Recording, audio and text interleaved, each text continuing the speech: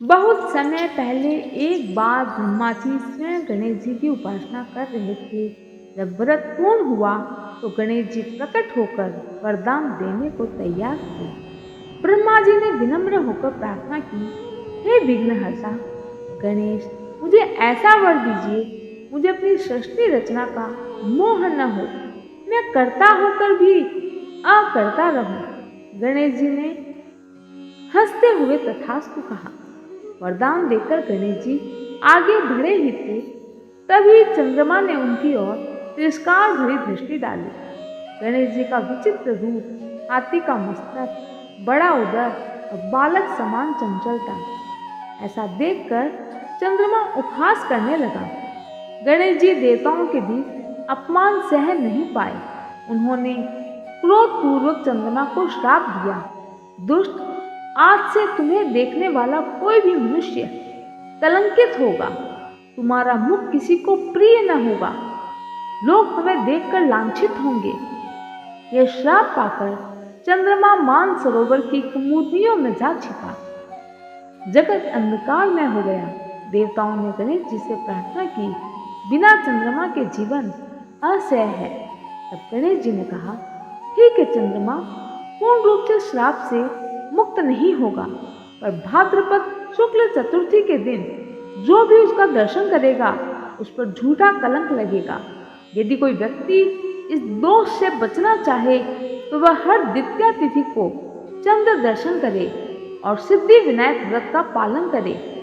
यही कारण है गणेश चतुर्थी के दिन चंद्रमा का दर्शन वर्जित है। समय बीता, भगवान श्री कृष्ण ने जब मथुरा में कंस का वध किया तो मथुरा की सुरक्षा हेतु भारी संकटों का सामना करना पड़ा। जरासंध बार बार मथुरा पर आक्रमण करता था। तब भगवान श्री कृष्ण ने यदुवंशियों की सुरक्षा के लिए समुद्र के बीच एक नगरी बसाई। उस नगर का नाम पड़ा द्वारिका। द्वारिका में एक प्रमुख यादव रहते थे, सत्राजित। वे सूर्य देव के परम भक्त थे। दिन रात तपस्या करते, उनकी भक्ति से प्रसन्न होकर सूर्य नारायण ने उन्हें अद्भुत रत्न प्रदान किया, शैमंतक मणि।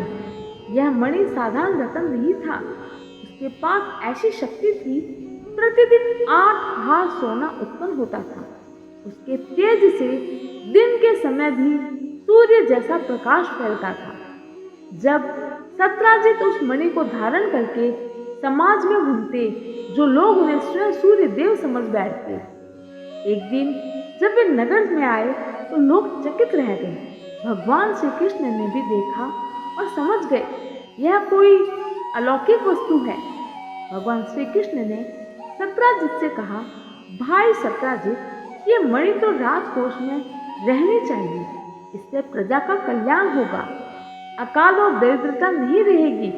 परंतु सत्राजित को मणि पर मोह था। उन्होंने मणि श्री कृष्ण को न देकर भाई प्रसेनजित को सौंप दी। एक दिन प्रसेनजित उस मणि को धारण करके घोड़े पर शिकार खेलने गया। दुर्भाग्य से वन में एक सिंह ने उस पर आक्रमण कर दिया। प्रसेनजित वहीं मारा गया और सिंह मणि लेकर चला गया। कुछ समय बाद जाम्बवान यानी रीछराज वहां आए। उन्होंने सिंह पर वध किया और मणि को उठाकर अपनी गुफा में ले गए। उनकी छोटी पुत्री उस मणि से खेलती रही। जब प्रसेनजित कई दिनों तक घर न लौटा तो सत्राजित चिंतित हो उठा। उसने अपने मन में अनुमान लगाया, भगवान श्री कृष्ण ने मणि को पाने के लिए मेरे भाई की हत्या कर दी होगी। ऐसा विचार करके उसने नगर में फैला दिया। शीघ्र ही द्वारिका में चर्चा होने लगी। भगवान श्री कृष्ण ने मणि हड़पने के लिए प्रसेनजित को मार दिया। जब ये झूठा आरोप भगवान तक पहुंचा तो वे अत्यंत दुखी हुए। उन्होंने सोचा, यदि मैं इस अपवाद को नहीं मिटाऊंगा तो यदुवंश पर कलंक लगेगा। तुरंत ही अनेक यादवों को साथ लेकर वन में गए। खोजते खोजते उन्हें प्रसेनजित का शव मिला। उसके पास शेर के पंजों के निशान भी थे। फिर शेर के मृत शरीर के पास रीछ के पद चिन्ह मिले। इन पद चिन्हों का पीछा करते करते वे जाम्बवान की गुफा तक पहुंच गए। गुफा के भीतर जाकर उन्होंने देखा जामवान की पुत्री मणि से खेल रही थी। श्री कृष्ण ने मणि लेने की इच्छा जताई, पर जामवान ने उन्हें पहचान न पाया। वह सोचने लगा, कोई अजनबी उसकी गुफा में घुस आया है। जामवान गरज कर बोले, ये मणि मेरी पुत्री की है, कोई इसे छीन नहीं सकता। भगवान श्री कृष्ण ने शांत स्वर में कहा, रीछराज, यह मणि किसी और की थी, सत्य के लिए इसे लौटा दो। परंतु जामवान नहीं माने। युद्ध छिड़ गया। 21 दिन तक निरंतर युद्ध हुआ। गुफा के बाहर कृष्ण के साथी उनकी प्रतीक्षा करते रहे।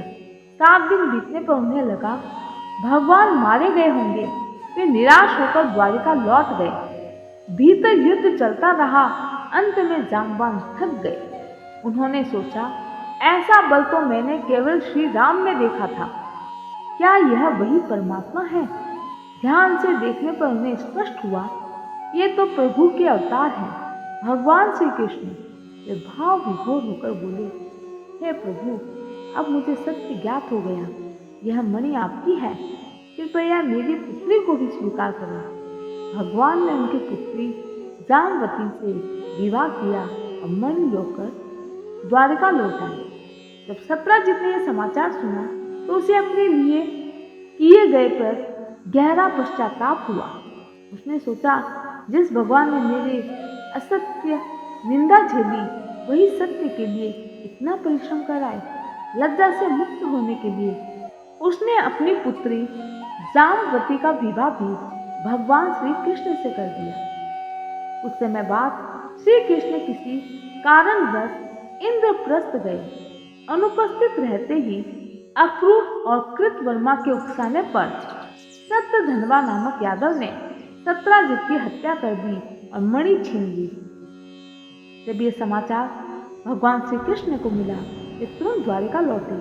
उन्होंने सत्यधनवा का पीछा किया और उसे मार डाला, परंतु मणि उसके पास नहीं मिली। दरअसल सत्यधनवा ने मणि अक्रूर को सौंप दी थी। श्री कृष्ण को न जानकर लोग कहने लगे, सैमंतक मणि के लोभ में श्री कृष्ण ने सत्यधनवा को मार डाला और बलराम जी से भी अलग हो गए। लोगों ने अपमान करना शुरू कर दिया। श्री कृष्ण अत्यंत व्यथित हुए।